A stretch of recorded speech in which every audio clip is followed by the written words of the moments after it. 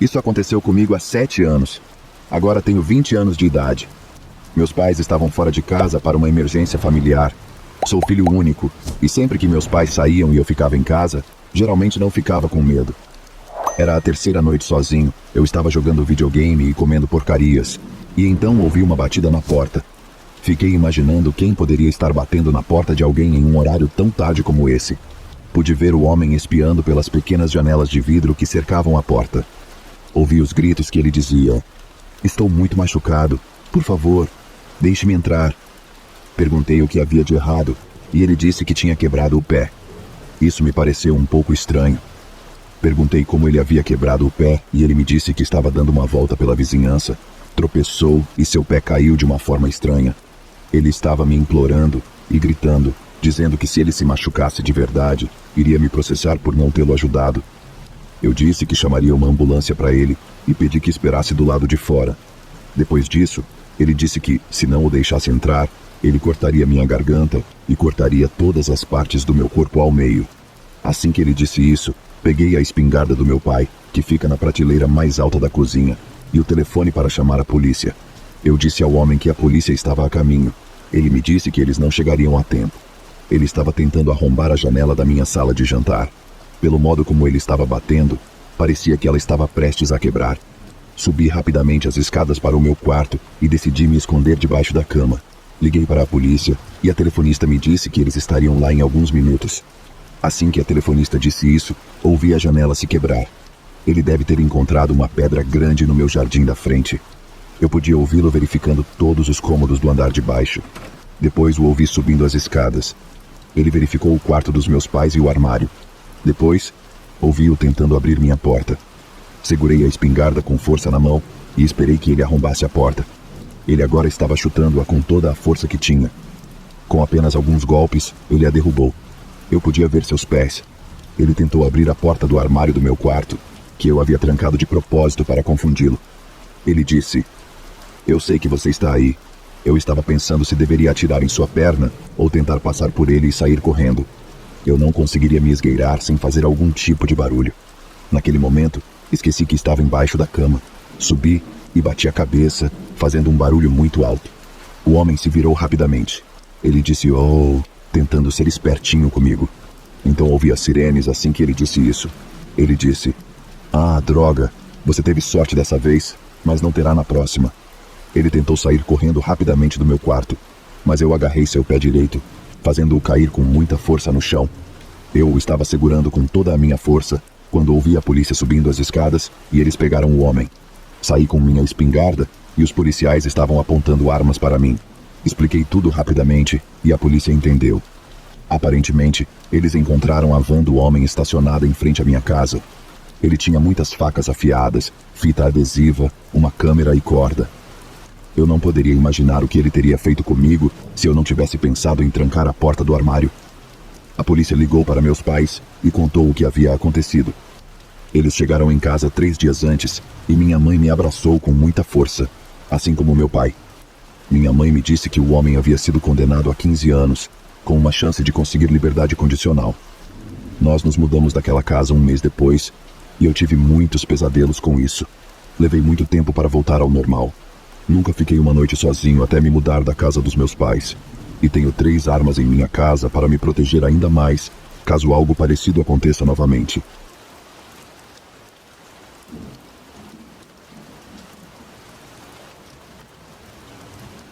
Quando eu era criança, talvez com 6 ou 7 anos, isso foi em meados da década de 90, fizemos uma viagem em família para uma praia na Flórida.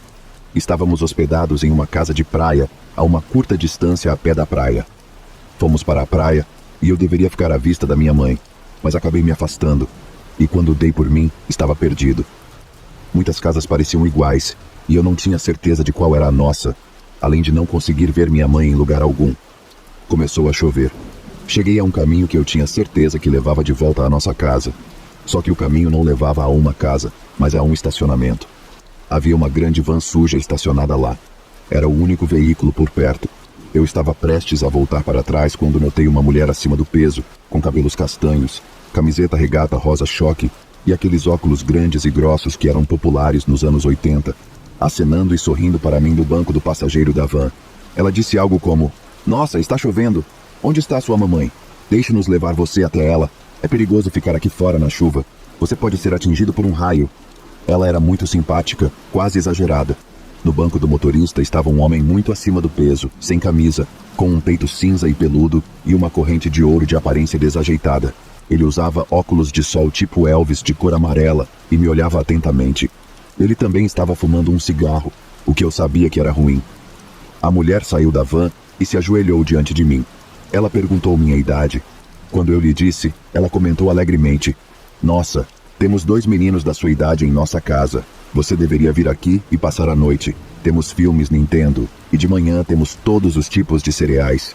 Eu havia aprendido tudo sobre o perigo dos estranhos, mas, a essa altura da minha vida, nenhum adulto jamais havia me dado qualquer motivo para não confiar neles. A senhora continuou falando sobre coisas como o fato de os meninos terem karts e gostarem de beber leite com chocolate. Ela fez com que tudo parecesse muito atraente para uma criança de 7 anos, e a essa altura, eu confiava nela. Gostei principalmente da ideia de brincar com algumas crianças da minha idade. Então me lembrei de que precisava perguntar à minha mãe primeiro. Eu lhe disse isso. Ela me disse que não havia problema, que eles moravam na mesma rua e que minha mãe não se importaria. Começou a chover mais forte e ela abriu a porta deslizante da van e disse algo como: "Agora vamos tirar você dessa chuva e procurar sua mãe." Eu sabia que, logicamente, não deveria fazer isso, mas a senhora parecia muito simpática. E eu estava querendo desesperadamente sair da chuva. Quando me aproximei da porta aberta da van, notei um cheiro horrível que quase me fez vomitar. Isso fez soar o alarme em minha cabeça de que algo não estava certo. Havia bitucas de cigarro por todo o chão. Olhei para o homem gordo, que não só estava me encarando com um olhar ameaçador, mas também tinha um sorriso assustador e seus dentes estavam manchados de amarelo escuro. Eu podia sentir uma vibração muito ruim vinda dele. Agora eu sabia que deveria correr, mas a mulher estava me orientando para que eu me apressasse e entrasse. Seu comportamento havia mudado. Ela estava sendo exigente e tentando literalmente me empurrar para dentro da van. Ela parecia irritada e disse: "Entre já!" em um tom que era completamente o oposto do que ela havia dito antes. Pulei para o lado e comecei a correr o mais rápido que pude. A mulher conseguiu agarrar meu braço ou pulso, mas de alguma forma consegui me soltar rapidamente e correr de volta para a praia.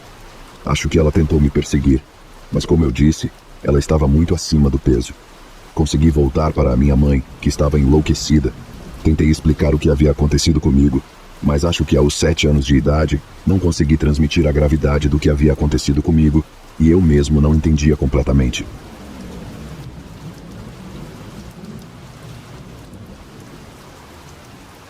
Isso aconteceu com minha amiga e eu há quase 2 décadas, mas só agora que me lembrei disso é que percebi a gravidade da situação. Tínhamos uns 10, ela, e 12 anos, eu. Ambas meninas. Saímos escondidas no meio da noite em uma festa do pijama, porque estávamos com uma vontade louca de comprar refrigerante. Naquela época, a única loja que estava funcionando à noite era uma pequena loja de bebidas a meia hora de caminhada de onde ficava nossa casa. Ficava ao lado de uma estação de trem, que era um lugar suspeito, cheio de bêbados e coisas do gênero. Mas como éramos muito jovens, não sabíamos disso e simplesmente fomos. A caminhada até o local foi boa, tranquila, como é à meia-noite em uma cidade pequena. Mas pouco depois de começarmos a voltar, notamos um carro passando. O único carro naquele momento, por isso prestamos atenção. No início, não demos muito valor, mas depois notamos que ele passou por nós novamente. E alguns minutos depois, novamente. Então, ficamos alertas e começamos a andar mais rápido. Estávamos caminhando na rua principal, que estava bem iluminada. Então presumo agora que a única razão pela qual nada aconteceu foi porque a pessoa que estava dirigindo queria nos levar para um lugar mais escuro. Ele virou uma vez em direção a uma rua mais escura, tentando ficar à nossa frente.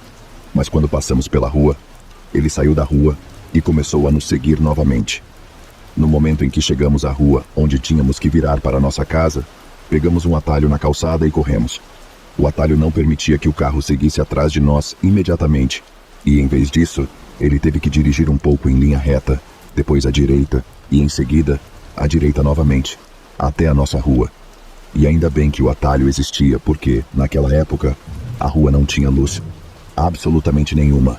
mas notamos que o carro começou a virar para a nossa rua, e foi assim que confirmamos que ele estava realmente nos seguindo.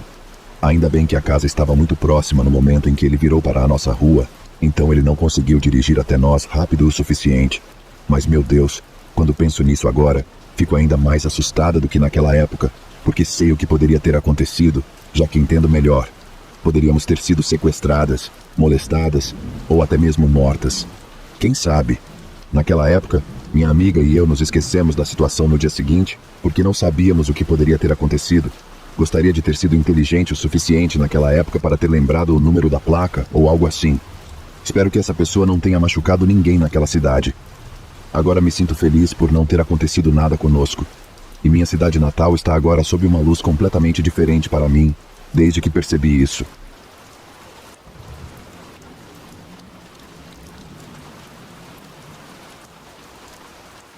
Isso aconteceu por volta de 2004. Eu tinha 13 anos e estava saindo com minhas duas amigas, que têm mais ou menos a mesma idade. Fomos nadar na casa de uma delas por um tempo e depois decidimos sair para uma caminhada. Caminhadas eram algo que fazíamos com frequência e às vezes íamos bem longe. Dessa vez, não fomos muito longe, o que me deixou feliz, pois estávamos meio cansadas depois de já ter nadado. Elas moravam um pouco abaixo da rua de nossa biblioteca local e há um cemitério próximo a ela. O cemitério era de tamanho médio para grande. Passávamos por ele ou o atravessávamos em nossas aventuras regularmente. Estava começando a escurecer e achamos que deveríamos voltar para a casa delas para colocar nossos pijamas e assistir a um filme antes de dormir. Estávamos quase lá, caminhando na calçada ao lado do cemitério. Havia um sinal vermelho no cruzamento que precisávamos atravessar. Um carro se aproximou de nós. O lado esquerdo da rua estava do nosso lado da calçada. Estávamos andando contra o tráfego. Agora estávamos tentando andar um pouco mais rápido, não nos sentindo confortáveis com esse carro mantendo o ritmo ao nosso lado. Nele, estavam 3 rapazes que eram definitivamente muito mais velhos do que nós, talvez na casa dos 20 e poucos anos. Eles começaram a nos chamar e a nos convidar para entrar no carro deles, para um passeio divertido. Minha amiga decidiu repreendê-los. Os homens agora estavam gritando conosco quando o sinal ficou verde. Eles entraram na faixa da direita, evitando o tráfego em sentido contrário, e passaram pelo sinal verde. Paramos de andar porque estávamos vendo esses cretinos irem embora. Não, eles dão meia volta e voltam em alta velocidade em nossa direção. A amiga e eu gritamos para que nossa terceira amiga corra. Ela é uma idiota, não se mexe. Então agarramos suas mãos e entramos no cemitério, o mais fundo que conseguimos, e nos escondemos atrás das lápides. Eu estava atrás de uma lápide sozinha, e minha amiga inteligente estava atrás de outra, a alguns metros de distância. Com a outra. Ela estava com a mão sobre a boca de nossa amiga idiota, porque a burra não calava a boca. Ela ficava sussurrando que não entendia por que estávamos tão assustadas e nos escondendo. A idiota finalmente se calou quando ouviu as portas de um carro batendo de onde estávamos correndo. 2 dos 3 cretinos estavam entrando no cemitério. Eles começaram a nos chamar para sair. Diziam que só queriam se divertir conosco. Começaram a dizer as coisas nojentas que fariam conosco quando nos encontrassem e nos pegassem. Eles estavam chegando atrás das lápides. Faziam barulhos altos na esperança de que gritássemos e revelássemos onde estávamos. Eu podia ouvir meu coração batendo forte. Eles estavam se aproximando de nós. Eu estava pensando em todas as maneiras de fugir e como poderia lutar se eles me pegassem. Estava com medo por minhas amigas. Eles estavam a algumas fileiras de nós quando ouvimos o terceiro cretino chamá-los para que desistissem de nós, pequenas vacas, e voltassem para o carro para completar a compra da cerveja. Depois que eles se dirigiram para onde vieram por algumas fileiras, nós saímos correndo do outro lado do cemitério. Atravessamos a rua e nos escondemos no primeiro grupo de arbustos que vimos e que eram grossos o suficiente para o que pareceu ser 1 hora. Queríamos ter certeza de que eles tinham ido embora e não estavam apenas circulando por ali até sairmos. Depois do tempo que passamos no mato, corremos de volta para a casa e desabamos atrás da porta trancada.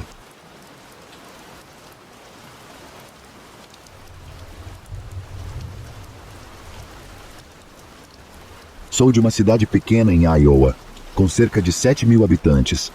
Quando se cresce em uma cidade pequena, você se torna muito criativo para encontrar coisas para fazer para se divertir. Você aproveita ao máximo a diversão que tem enquanto a tem. As lendas urbanas são muitas e sempre divertidas de ouvir.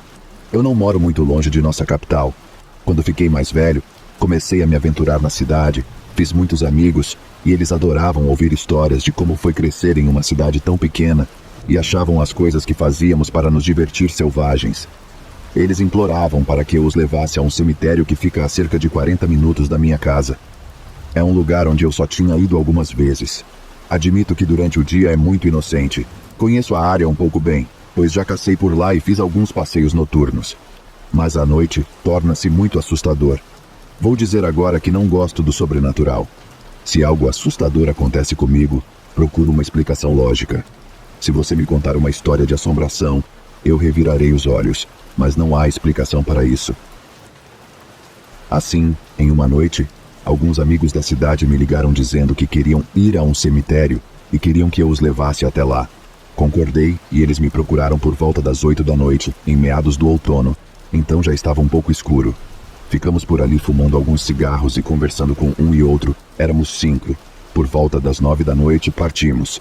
Parte da viagem é feita por uma rodovia pavimentada, mas o restante é feito por estradas de calcário e cascalho, cerca de 6 ou 10 quilômetros no máximo, até o cemitério.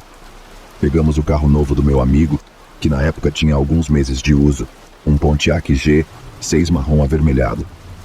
Se você já dirigiu em uma estrada de cascalho calcário, seu carro fica coberto por uma fina poeira branca. Chegamos ao cemitério. A entrada é um grande portão de ferro fundido. Entramos e mostrei a eles a lápide, que é bem grande, do início do século XX, e tem uma frase muito assustadora. Algo como: onde você está agora eu já estive, e logo você estará onde eu estou. Meus amigos concordam que isso é realmente assustador. Eles perguntam se já aconteceu alguma coisa comigo aqui. Não, na verdade não. Uma vez meu carro superaqueceu ao passar por aqui, mas foi só isso. Agora, essa lápide está na última fileira, voltada para o oeste e ao sul, a uns 50 metros. Há uma fileira inteira de túmulos de crianças, pequenas lápides grandes o suficiente para caber um nome nelas. Bem, a lenda urbana diz que se você correr entre essas lápides em zigue-zague por elas, você morrerá. Meu amigo começa a falar mal, dizendo que essa é a coisa mais idiota de que ele já ouviu falar. Ele grita que não tem medo de nenhum bebê morto estúpido. Eu disse: não sei, cara. Sempre ouvi dizer que fulano e cicrano fizeram isso e morreram uma semana depois. Ele me disse que eu era um idiota. Ele começou a correr por elas, chegou na metade do caminho e disse que não estava nem aí para a suposta maldição, mas não completou a corrida e voltou andando. Voltamos para a entrada, fumamos alguns cigarros e ficamos conversando por 1 minuto. Eu estava pronto para ir embora. Não tinha jantado e estava com fome. Eram cerca de 11 horas da noite e voltamos para a cidade onde moro. No lado sul da cidade, há um McDonald's. Eu parei e entramos para jantar. Quando saímos, o carro estava sob um poste de luz e estava bem iluminado.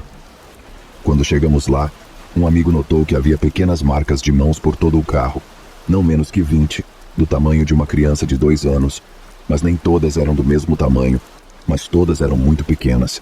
Elas estavam no topo do porta-malas, no topo do teto. Era possível vê-los porque estavam delineados na poeira da estrada de cascalho. Lembro-me de olhar bem de perto e ver claramente as impressões digitais na poeira branca, destacando tudo. É a coisa mais estranha que já vi. Se elas estivessem lá antes de sairmos, teriam sido cobertas pela poeira e não conseguimos entender como uma criança teria subido em cima do carro. Não há crianças na região onde o dono do carro morava. Nada. Tentamos pensar em algum motivo para que eles estivessem ali, mas nada fazia sentido. Eu disse ao meu amigo que correu pelos túmulos que era melhor ele tomar cuidado. Até hoje, se você tocar no assunto para ele, ele não ouvirá uma palavra, sairá da sala ou ficará com raiva por você ter tocado no assunto. E já faz quase 20 anos que isso aconteceu.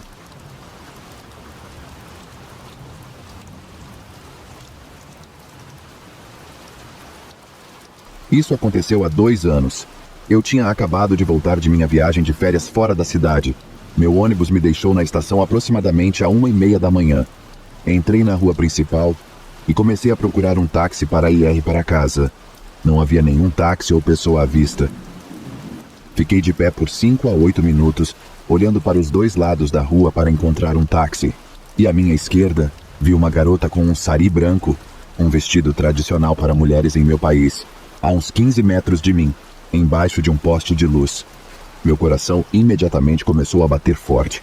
Olhei para o outro lado e comecei a orar. Alguns momentos depois, eu a ouvi dizer: "Ei, senhor, pode me fazer um favor?" Eu estava tremendo. Virei-me para ela e ela estava a uns 4 metros de mim.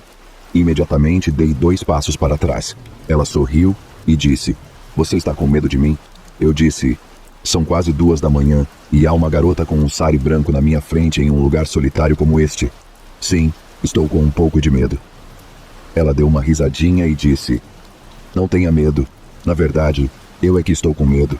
É muito tarde, estou sozinha aqui e preciso ir para casa. Mas quero que alguém me acompanhe. Você poderia vir comigo, por favor? Minha casa não fica longe daqui. Só para que todos saibam, em meu país não é seguro para nenhuma mulher sair sozinha à noite."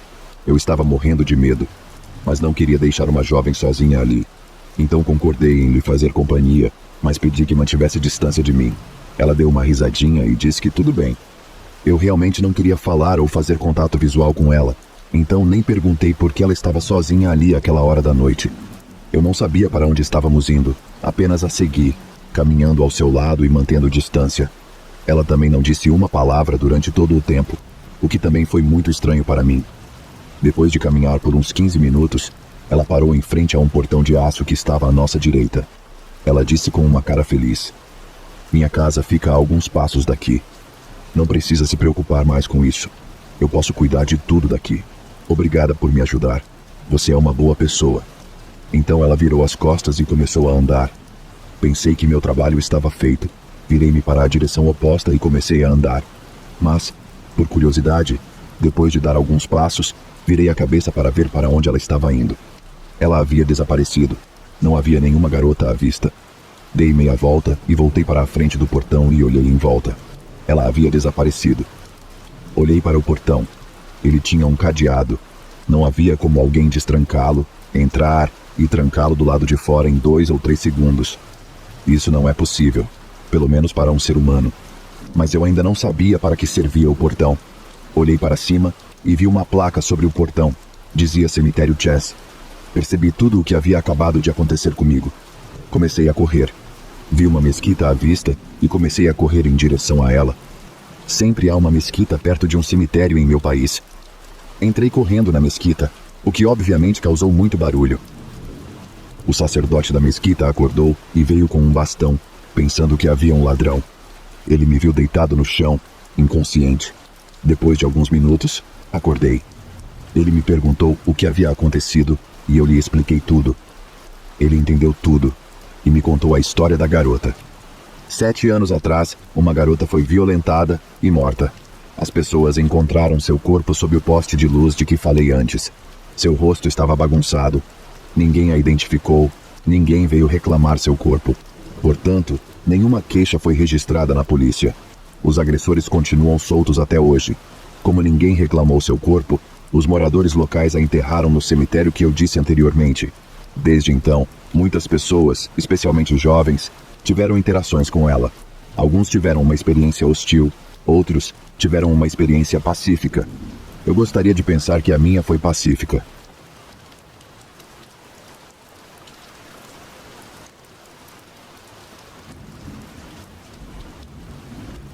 Sou dona de um husky, passeio pelo meu bairro tranquilo e escovo ele do lado de fora por motivos óbvios.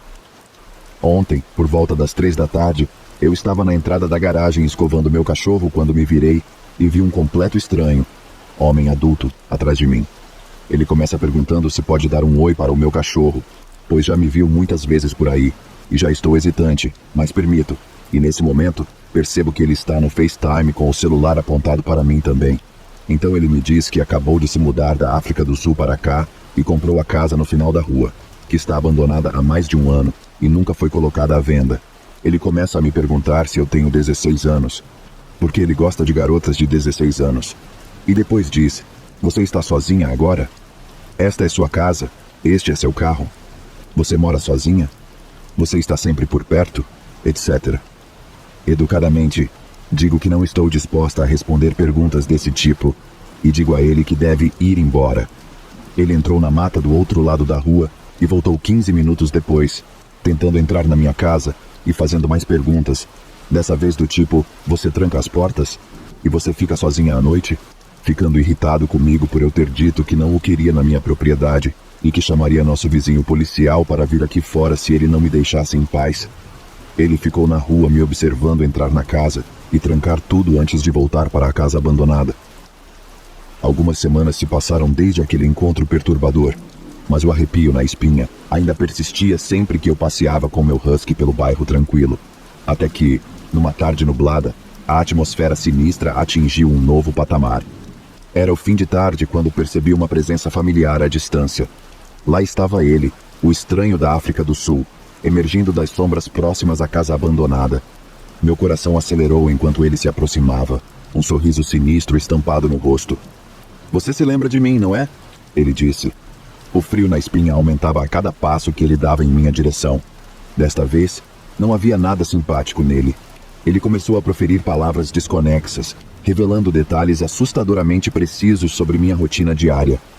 O terror tomou conta de mim quando percebi que ele estava me observando mais do que eu jamais poderia imaginar. Sua presença invasiva e as perguntas assustadoras continuaram, tornando-se mais pessoais e ameaçadoras. Você não pode escapar, querida. Sempre estou por perto, ele sussurrou, seu rosto a centímetros do meu. Meu cachorro começou a rosnar para ele, e ele nunca tinha feito isso para nenhuma outra pessoa. Ele recuou, percebendo que meu cachorro estava perto de mordê-lo. Gritei o mais alto que pude. Saia daqui, vou ligar para a polícia. Alguns vizinhos foram para a janela para ver o que estava acontecendo. O estranho recua e desaparece nas sombras do bosque no fundo da casa abandonada. E essa foi a última vez que o vi. As noites passaram a ser menos assombradas, mas o medo nunca desapareceu completamente. Cada passo pelo bairro agora era tomado pela memória do estranho.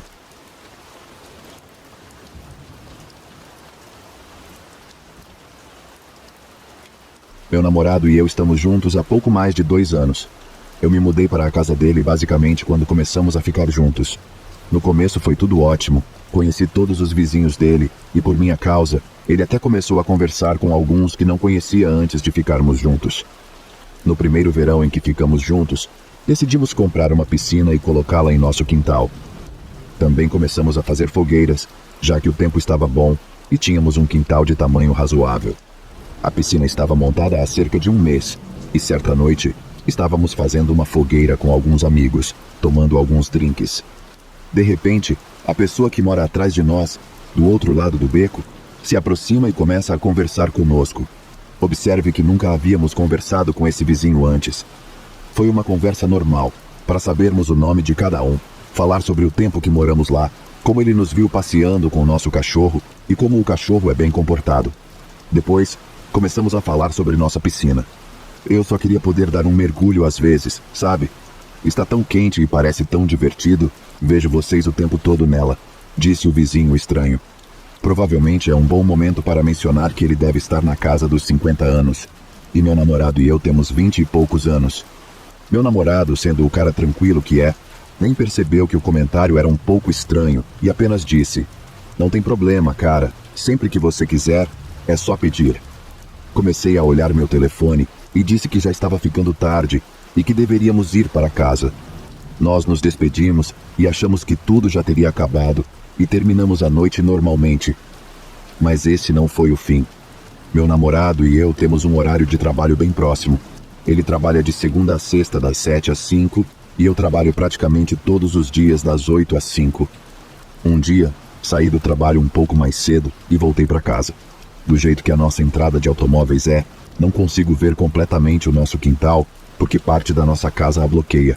Saí do carro, entrei em casa e fui até a cozinha para pegar uma bebida. Nossa pia tem uma pequena janela acima dela, que dá para o quintal, com uma visão clara da piscina. Olho para fora e vejo nada menos que nosso vizinho assustador, apenas flutuando em nossa piscina.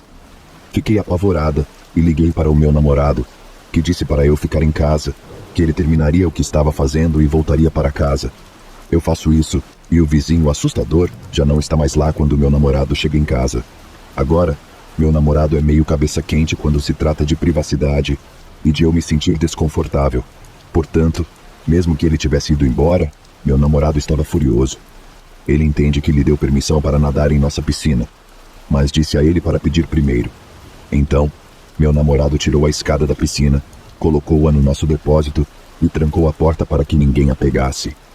Mais tarde, durante a noite, felizmente, meu namorado estava calmo e viu o vizinho assustador do lado de fora, enquanto passeava com o cachorro, e conversou com ele sobre o fato de ter nadado em nossa piscina sem pedir. E o vizinho assustador pediu desculpas, dizendo que foi um erro e que não aconteceria novamente. Você pensaria que acabou, mas não acabou. Começamos a vê-lo perambulando em seu quintal com muito mais frequência do que jamais havíamos visto antes. Nesse período, também conversamos com outros vizinhos e descobrimos que ele aparentemente era agressor de crianças. Também soubemos que ele trabalhava com nossos vizinhos viciados em drogas, que trabalham com carpintaria, o que já é outra história. Para contextualizar a próxima parte da história, como mencionei anteriormente, nossa cozinha tem uma janela que dá para o quintal, e bem ao lado da cozinha fica o banheiro, que tem uma janela enorme que também dá para o quintal, que fica bem em frente ao espelho, a lavadora e a secadora. Além disso, como meu namorado foi solteiro antes de mim, ele não se preocupou muito em comprar cortinas ou qualquer outra coisa para a casa, então as janelas estavam completamente abertas. Além disso, para que você possa ter uma ideia melhor, posso ter 20 e poucos anos, mas pareço ter uns 16. Descobrimos por meio de vizinhos que são bons amigos dos viciados em drogas, que o vizinho aparentemente assustador estava falando sobre me ver despida e que ele até tentou espiar por outras janelas para tentar me ver em outros lugares da casa. Quando meu namorado fica sabendo disso, ele não ficou feliz. Ele começa a ficar mais irritado a cada segundo e é possível ver seu rosto ficar vermelho. Ele, com a maior calma possível, pergunta ao simpático vizinho que havia nos contado isso se ele tinha uma placa de proibido entrar sobressalente, já que havia acabado de colocá-la em seu quintal. Eles tinham junto com uma estaca para colocá-la no chão. Ele vai até a casa, pega um martelo e depois vai para o quintal, onde começa a gritar que o vizinho assustador é pedófilo e que ele é um bisbilhoteiro. Ele continua a gritar por mais 10 minutos, fazendo com que mais alguns vizinhos saiam e olhem, enquanto eu estou sentado em casa me sentindo completamente vulnerável. Ele finalmente voltou completamente calmo, pendurou um cobertor na janela do banheiro e me acalmou, pois eu estava muito assustada. No dia seguinte, pesquisei seu nome e ele foi para a prisão por abusar de sua sobrinha, além de algumas outras coisas. Por fim, ele se mudou e nunca mais tivemos notícias dele. No final, sei que foi meio estúpido da minha parte me despir e ser descuidada bem na frente de uma janela enorme onde qualquer um poderia me ver, mas também achei que ficaria bem, pois estava em minha própria casa. Estou feliz por meu namorado estar lá para me proteger e também agradeço aos meus vizinhos que cuidaram da nossa casa e ainda o fazem, mesmo depois que ele se foi.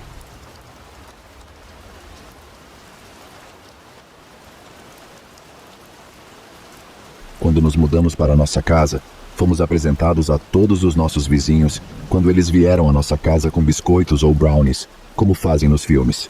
Esse era um bairro agradável, tranquilo e de classe média, composto principalmente por pessoas brancas mais velhas e novas famílias. Menciono isso porque éramos a única família negra da vizinhança.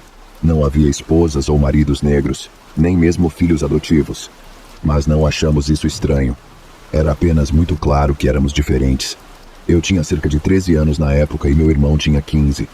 Nosso quintal tem meio hectare e é cercado, mas está conectado a 2 quintais de outras casas. Cada um tem a metade do tamanho do nosso, mas todos têm cercas separadas. Então, para imaginar, há uma cerca em forma de T separando nossos quintais. A casa à esquerda era a casa de um homem mais velho chamado Tom. Ele me lembrava o Willie Nelson, sem as tranças estilosas. Gostava de ficar ao ar livre sem camisa, geralmente com um colete de tecido jeans, independentemente do clima. Era um homem bem constituído, mas visivelmente um pouco frágil. Na verdade, nós o achávamos engraçado, de um jeito meio velho e assustador. Quando fiquei mais velha, ele começou a fazer comentários.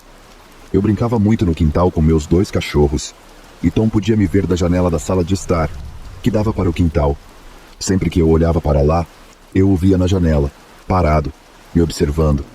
Quando ele percebia que eu o via, ele saía e falava comigo. Eu tentava fugir antes que ele pudesse sair, mas às vezes eu era muito lenta. Não queria ser muito óbvia, então eu simplesmente caminhava. Mas se eu não conseguisse entrar, ele gritava para que eu voltasse.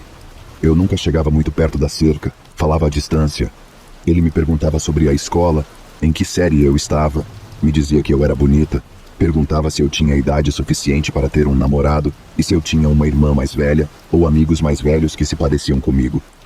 Eu dava risada, mas depois de algumas perguntas, ele parava de falar e ficava me olhando, em silêncio. Eu sempre dava uma desculpa de que precisava entrar. Ele acenava com a cabeça, ficava na cerca e me observava entrar em casa. Isso acontecia quase toda semana. Minha mãe adora decorar, então ela muda a decoração da casa a cada poucos meses. Na verdade, é bem irritante. Em uma de suas sessões de decoração, ela decidiu comprar uma nova porta de vidro deslizante para a varanda dos fundos, o que exigiu que ela tirasse as cortinas da sala de estar. Demorou muito para instalá-las, mas ela achou que não faria sentido colocar as cortinas de volta se tivéssemos que tirá-las novamente. Tudo bem. A TV da família ficava na sala de estar. Eu não tinha TV no meu quarto, então, muitas vezes, assistia à TV até tarde da noite na sala de estar com meu irmão. Certa noite, meu irmão foi para a cama cedo, então decidi assistir a TV sozinha. Por volta da meia-noite, mais ou menos, desliguei a TV para ir para a cama. Levantei-me do sofá, apaguei a luz e me virei para ver outra luz acesa. Não na minha casa, mas na casa do Tom, em sua sala de estar. E lá estava ele, parado na janela, observando-me. Mais tarde, contei aos meus pais sobre isso e eles não deram importância. Como meu nome sugere, sou uma alma ansiosa, portanto, muitas vezes atribuo as coisas à minha ansiedade. Tudo bem. Logo depois, meus cães começaram a ficar doentes. Eu os levava para brincar e eles começavam a vomitar ou a ter diarreia. Sabíamos que não era a comida, pois não tínhamos dado nada novo a eles. Jogamos fora os petiscos para cães que havíamos comprado recentemente, para o caso de ser esse o problema. Mas o problema não parou.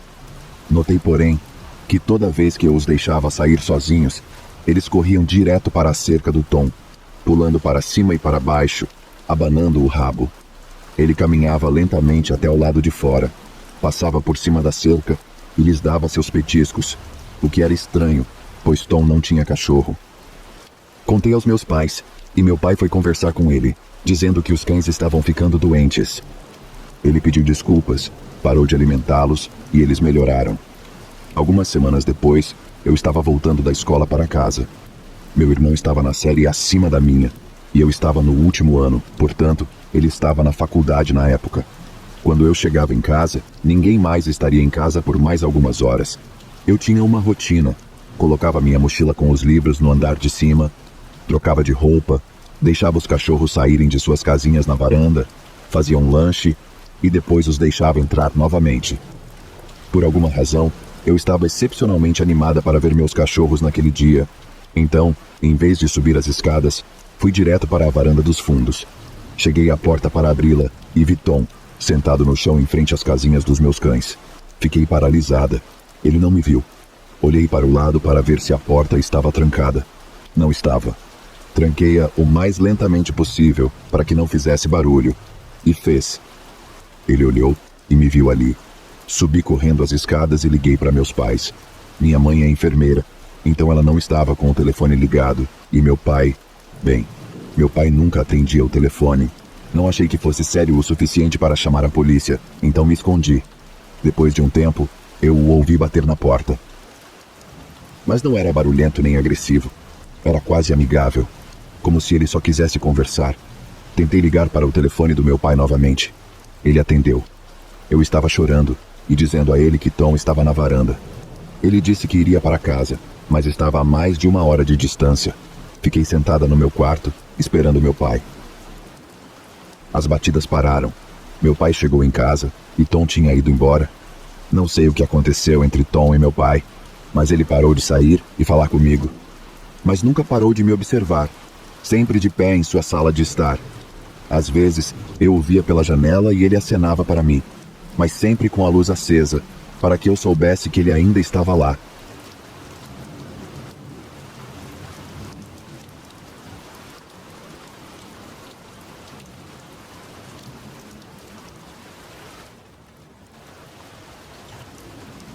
Há pouco mais de um ano, consegui um emprego para trabalhar durante a noite em um posto de gasolina perto da minha casa. Sou mulher e tinha 31 anos na época. Sei que, para alguns, parece perigoso para uma mulher trabalhar sozinha no turno da noite. No entanto, era uma loja pequena e o escritório do xerife ficava a uns 6 metros de distância. Eu realmente não achava que teria tantos problemas. Havia cerca de 30 clientes em um turno de 8 horas, e isso em uma noite mais movimentada. Eram cerca de 3:30 da manhã. Estava na hora de fumar um cigarro e eu estava com um fone de ouvido, meio que dançando. Do outro lado da rua, no estacionamento do escritório do xerife, vi uma figura de costas para mim. Ele estava balançando para frente e para trás, enquanto olhava para baixo. Honestamente, parecia que ele estava desfrutando de uma mijada muito necessária. Mas contra o escritório do xerife? Sim. O prédio fechava às 4 da tarde e só abria às 6 da manhã seguinte. Mas por quê? Pela parte de trás de sua camiseta branca rasgada, lembrei-me de que ele havia chegado cerca de 4 horas antes. Ele era um completo esquisito, e eu já podia perceber que ele estava muito bêbado. Eu não disse nada. Apenas tirei meus olhos dele e tentei não chamar a atenção para mim. Estava funcionando até que um carro parou. Eu ainda estava do lado de fora quando ele parou. Eu o vi olhar para o carro, depois para mim e vice-versa. Quando o cliente estava saindo, eu o acompanhei até o lado de fora. Eu ainda estava com metade do cigarro aceso e havia deixado o espanador do lado de fora com o rodo. Nós dois o ouvimos começar a xingar com raiva e, aparentemente, discutir consigo mesmo. Ela olhou para o outro lado da rua e me disse para ter cuidado. Fiz uma piada estranha dizendo que ele é quem deveria ter mais medo de mim, ou algo do gênero. O homem ainda estava lá, mas mais perto da estrada, agora de frente para o estacionamento da minha loja. O que quer que ele estivesse gritando era completamente incompreensível. Não o enfrentei, mas não tirei meus olhos dele dessa vez. Apenas caminhei lentamente de volta para a loja. Algo em seu rosto realmente me incomodou. Tinha um ar sombrio, mas seus olhos pareciam selvagens. Minha experiência em trabalhos noturnos mostra que os que têm olhos loucos são os piores. Não gostei nem um pouco daquilo e não queria fazer parte. Imediatamente, fui até o computador e digitei um aviso de temporariamente fechado para o caso de ele querer problemas. Eu estava contornando o balcão a caminho das portas quando vi que ele havia atravessado a rua para o meu lado. Literalmente, mal consegui trancar a segunda porta quando ele entrou cambaleando em nosso pequeno estacionamento. Minha mão fez o sinal de corte em meu pescoço, basicamente dizendo: "Não, desculpe, você não pode entrar aqui, estamos fechados." Balancei a cabeça para frente e para trás na esperança de desencorajá-lo ainda mais. Ele começou a se afastar, mas gritou algo para mim enquanto caminhava. Não quero dizer que ele estava mal-humorado e gritou comigo, ou disse que eu era uma idiota ou algo assim. Quero dizer, como se ele estivesse em um volume furioso e estivesse jogando as mãos violentamente para todos os lados. Como eu sabia que estava no turno errado do trabalho errado, fiquei muito assustada. Decidi chamar a polícia. E ainda bem, porque assim que desliguei o telefone, ele veio novamente até a porta, começou a puxar e a bater nela. Ele dá ré e corre contra a porta tentando arrombá-la, mas não que isso tivesse adiantado alguma coisa. Cometi o erro de dizer a ele que havia chamado a polícia e que ele estava prestes a ser preso. Digo que cometi o erro de contar a ele porque, assim que disse isso, ele foi embora. A polícia nunca o encontrou. Eles dirigiram pela estrada e pelos bairros vizinhos por mais de 1 hora, mas não encontraram ninguém. Ele estava a pé, então não sei para onde ele poderia ter ido. Ele não me fez mal, e como não o encontraram, não preenchi um boletim de ocorrência nem nada. Eu estava segura atrás de portas de vidro grossas que ficaram trancadas até o fim do meu turno. Foi uma pena. Talvez se eu não o tivesse avisado com antecedência, não teria passado os últimos 3 meses do meu trabalho olhando constantemente por cima do ombro. Nunca saberei qual foi a escolha certa, mas estou feliz por não trabalhar mais lá.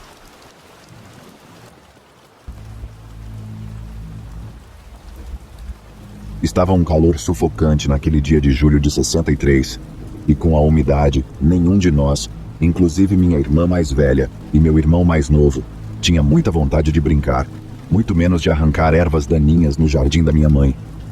Sua horta de meio hectare, que ela pediu a um dos moradores locais para arar no início de abril, ficava além do balanço, das folhagens e do canteiro de morangos, e se estendia por todo o quintal até os arbustos de framboesa preta e vermelha que marcavam a linha de propriedade entre o nosso lote e o do velho Weber.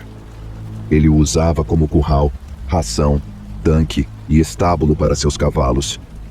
Como morávamos em uma cidade pequena, nossa casa de escola única, uma pedra marrom de 2 andares construída nos anos 30, ainda ensinava do jardim de infância até o ensino médio e usava com frequência os cavalos do velho Weber para o desfile anual do dia do baile, passeios de palheiro no dia de ação de graças, passeios de trenó no Natal e carros alegóricos no dia da independência. Naquele 4 de julho, tive a oportunidade de ajudar em um dos carros alegóricos, colocando várias cores de papel crepom e de tecido na tela de arame que tinha o formato do barco que o General Washington usou para atravessar o Delaware. O prefeito da cidade e alguns dos habitantes locais se fantasiaram e interpretaram Washington e seus soldados continentais. Para uma cidade com cerca de 1.000 habitantes, os desfiles e os almoços da igreja que sempre os acompanhavam eram um evento e tanto, e eram tão regulares e previsíveis quanto a sirene da cidade que tocava exatamente ao meio-dia, todos os dias. Sempre que uma emergência, como uma tempestade ou um tornado, ou um incêndio, ou um evento como um circo aparecia na periferia da cidade, geralmente por volta de junho ou julho, a sirene também tocava. Para nossa consternação e a da cidade, ela ainda não havia tocado anunciando o circo, e já estávamos em meados de julho. Naquele dia, meu irmão mais novo, minha irmã mais velha, e eu decidimos que, apesar do calor, a melhor maneira de esperar era criar um novo jogo.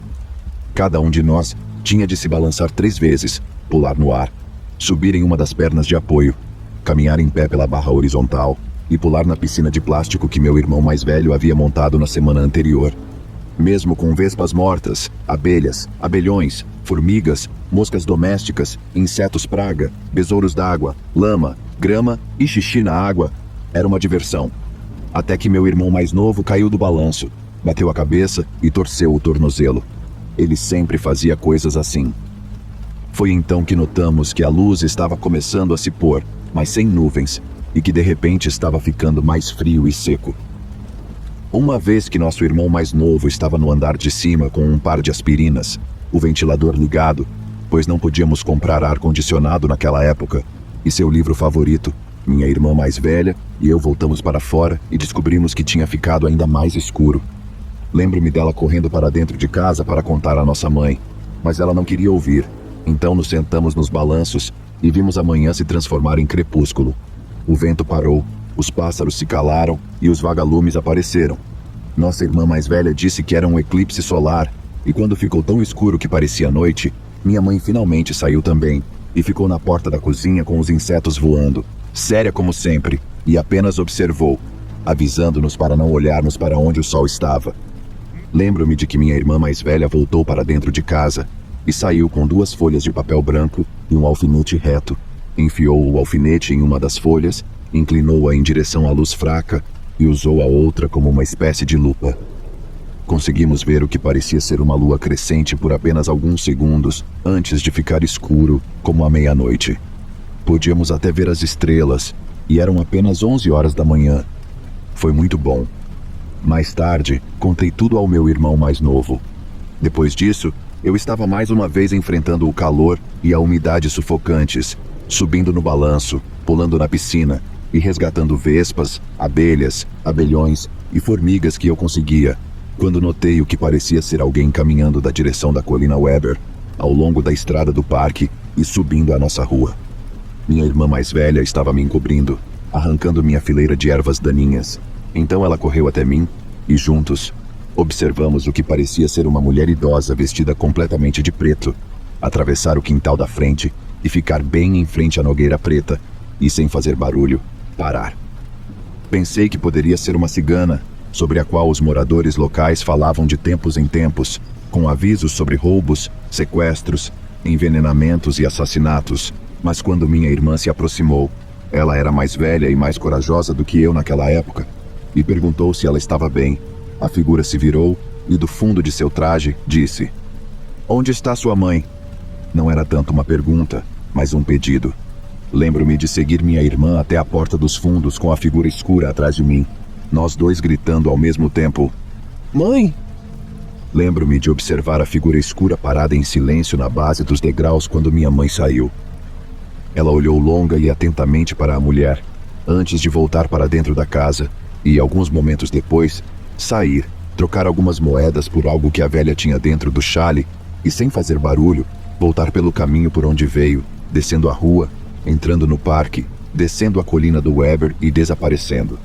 Observamos nossa mãe abrir o que parecia ser um pequeno embrulho amarrado com um barbante e começar a desdobrar pedaços e mais pedaços de papel de rascunho, papel de jornal e celofane para revelar nada. Com severidade, ela voltou para dentro de casa sem dizer uma palavra e, apesar do calor, fechou a porta. Minha irmã e eu, no entanto, não podíamos deixar de imaginar o que tudo aquilo significava. O eclipse solar, o circo que não havia chegado, nunca chegou naquele ano, as histórias sobre ciganos, o acidente do meu irmão mais novo no balanço, a senhora idosa completamente vestida de preto. Esse acabou sendo um dos anos mais estranhos de que me lembro, pois não só acabou sendo um dos verões mais quentes já registrados, como também, um mês depois, meu irmão mais novo teve uma apendicite aguda e precisou ir para o hospital. Um dos piores tornados da história de nossa pequena cidade veio e foi embora, destruindo quase metade da cidade. Um dos 3 olmos holandeses gigantes de 100 anos que adornavam nossa propriedade se partiu e esmagou o porão de tempestades e quase todos nós com ele. Uma das árvores de olmo holandês do Sr. Anthony, do outro lado da rua, desabou, esmagando a varanda, parte de seu telhado e o barco dos Van der Haar, que morava ao lado. Ele construiu a casa depois da guerra. Ele morreu de ataque cardíaco alguns meses depois. O velho Weber morreu deixando o terreno para seus parentes, que acabaram vendendo para uma empresa que o transformou em um parque de trailers. Um garoto da minha série na escola se enforcou acidentalmente tentando assustar o pai, porque tinha medo de que ele batesse nele por ter um boletim escolar ruim. E naquele outono, o presidente John F. Kennedy foi assassinado. Nos anos seguintes, a escada de incêndio da escola desabou, matando o encarregado da manutenção da escola que havia trabalhado lá por quase 30 anos. O antigo hotel foi incendiado, com 3 dos moradores abandonados da cidade dentro dele. A história dizia que um deles ficou tão bêbado que desmaiou na cama com um charuto aceso. Durante uma das excursões da força expedicionária de nosso grupo, caí de uma altura de 9 metros do cavalete alto e sobrevivi. A parede norte de nossa igreja, com o vitral representando os 3 sábios seguindo a estrela de Belém, desabou durante os cultos de domingo, e as abelhas selvagens que tinham uma colmeia na parede, há décadas, enxamearam os paroquianos, e alguns foram picados e tiveram de ser hospitalizados. Uma paroquiana, uma viúva cujo marido havia morrido na Segunda Guerra Mundial, morreu de choque anafilático. Eu costumava entregar seu jornal. Ela morava no final da rua e era uma senhora idosa e gentil que me preparava biscoitos e leite. Um dia, descobri que os biscoitos tinham grãos de farinha, então não podia mais comê-los, mas ainda gostava dela. Além disso, seu chocolate quente com marshmallows no inverno era o máximo. Nosso banco de poupança e empréstimo local foi assaltado 3 vezes. O xerife da cidade foi encontrado morto em seu carro devido a um aparente ataque cardíaco.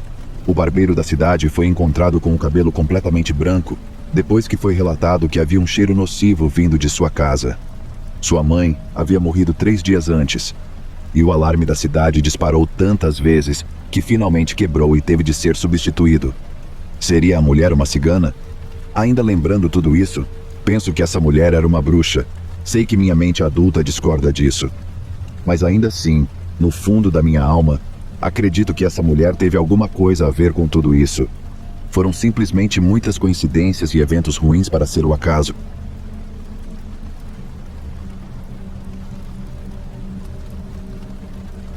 Meu amigo Tony e eu decidimos fazer uma trilha certa vez no início do outono. Escolhemos uma área pela qual nunca havíamos passado antes. Era uma área muito bonita e vasta, na qual poderíamos ter nos perdido facilmente se não estivéssemos tão acostumados com o que estávamos fazendo. Além disso, estávamos seguindo ao lado de um rio, então teríamos de ser muito estúpidos se não conseguíssemos encontrar o caminho de volta. Não sabíamos realmente se era uma área bastante frequentada ou não, mas achamos que era porque havia algumas trilhas pouco desgastadas que não estavam muito longe do rio, mas ficamos perto do rio o tempo todo. Ficaríamos fora por cerca de uma semana. Não havíamos planejado exatamente quanto tempo levaria a viagem inteira, mas não encontramos nenhum trilheiro. No entanto, em uma noite, perto da hora de montar o acampamento para passar a noite, nos deparamos com uma abertura no rio, que parecia um lago bem grande. decidimos montar nosso acampamento ali para passar a noite. Em um determinado momento, quando o sol estava se pondo, o Tony achou que tinha visto alguns movimentos nas árvores no lado mais distante do rio. Ele tentou apontar para mim várias vezes, mas tenho que admitir que minha visão não era tão boa quanto a dele. Não notei nada e realmente não pensei muito mais no assunto. Não havia nada de incomum no fato de haver mais alguns trilheiros na área. Não dormimos na margem do rio. Montamos nosso acampamento, fizemos nossas coisas e fomos dormir. Acordei no final da noite com uma luz brilhando em meus olhos. Eu não sabia o que era, mas a princípio parecia muito brilhante e vinha da direção do rio. É claro que a luz foi ofuscante no início, e Tony também acordou antes que meus olhos pudessem se ajustar de alguma forma. Quando ambos recuperamos um pouco de nossas forças, conseguimos perceber que havia mais de uma pessoa na beira da água. Chamamos, perguntando quem era a pessoa e se havia algo que pudéssemos fazer. Contudo, não importava quantas vezes perguntássemos, continuávamos sem obter nenhuma resposta das figuras. Eles ficaram ali parados por um tempo, iluminando-nos com as luzes. Não deve ter se passado muito tempo quando percebemos que a luz estava vindo de um barco no rio. No entanto, as figuras haviam saído do barco e estavam nos observando por alguns instantes.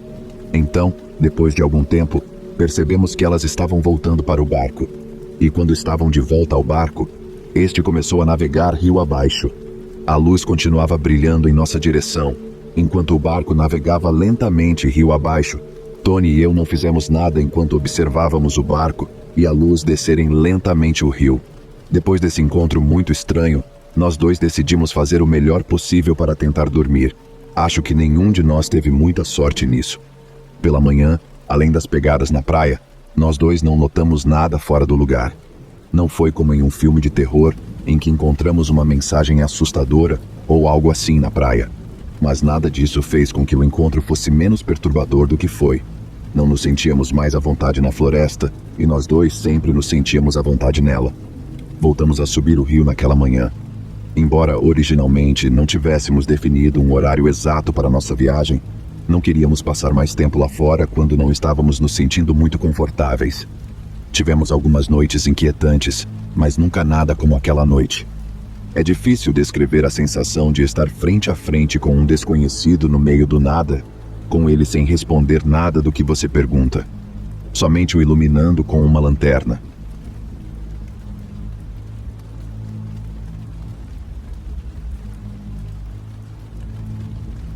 Nunca morei em uma área muito rural em minha vida, embora tenha tido muitos parentes que moraram. Na maioria das vezes, porém, eles não moravam tão longe no campo. Sempre havia pessoas que moravam não muito longe. Mas lembro que, por um período, minha tia morou em uma casa que ficava no meio da floresta. Era como o tipo de coisa que você poderia esperar de uma história sobre cachinhos dourados ou algo assim. Eu não diria que ela morava em um barraco, e isso só porque havia um barraco de verdade atrás da casa. E durante o tempo em que ela morava lá fora com o rapaz com quem estava, nós, crianças, tínhamos de dormir lá fora ou no chão do barraco maior em que eles moravam. Embora a maioria das pessoas quisesse dormir dentro do prédio maior, quando eu era adolescente, preferia dormir no imóvel menor. Havia uma cama lá fora e eu não gostava muito de dormir no chão. Além disso, eu também podia ficar lá fora sozinho. Eu já havia dormido lá fora algumas vezes, sabe? Então estava bem acostumado. Mesmo quando estava frio, nunca havia muitos cobertores. Mas houve uma noite em que realmente me arrependi de ter feito essa escolha. E quero que você se lembre de que essa propriedade ficava bem fora do caminho comum. Quero dizer, você não ficaria chocado se encontrasse uma pessoa estranha morando lá fora. Mas eu nunca tive medo de ficar naquele velho galpão, mas sempre colocava o gancho do lado de dentro da porta para impedir que alguém a abrisse. Naquela noite, quando eu estava dormindo na cama, ouvi algo que me acordou. Era alguém sacudindo a porta como se estivesse tentando abri-la. A princípio, pensei que fosse alguém da minha família, mas quando chamei por eles, ninguém respondeu. Então, tentei novamente, esperando que alguém me respondesse, mas ninguém respondeu. A porta parou de tremer, e então começou a tremer ainda mais forte do que antes. Era como se o que estivesse lá fora estivesse chateado por eu ainda não tê-lo deixado entrar, e a porta continuou a tremer cada vez mais forte. Eu não estava gritando para o que quer que fosse, porque, pela primeira vez desde sempre, Eu estava com medo de estar lá fora. Não sabia se era algum ser humano louco ou algum tipo de animal feroz, mas minha imaginação ainda estava funcionando. Eu não conseguia chamar a casa, que ainda estava um pouco distante do barraco menor. Além disso, não havia janelas e só havia uma porta, pela qual eu não podia sair correndo, porque era de lá que vinha a fonte do meu medo. Além de me encolher na cama, no canto contra a parede, eu realmente não tinha ideia do que fazer. A porta continuou batendo com força por mais algum tempo, mas o que quer que estivesse batendo na porta não era capaz de fazê-lo o suficiente para abri-la. E por fim, o barulho da porta simplesmente parou. Mas mesmo depois que parou, não consegui destrancar a porta e voltar para casa. Quero dizer, o que quer que estivesse lá fora, ainda poderia estar lá fora, esperando no escuro que eu abrisse a porta e fugisse. Como tinha sido o caso até agora, tudo o que eu podia fazer era ficar encolhido na cama e esperar até o amanhecer. Quando contei a todos sobre o que havia acontecido na noite anterior, todos tentaram me convencer de que era o vento. Acho que, fora isso, pensaram que eu estava inventando, quem sabe? Mas sempre me perguntarei o que foi.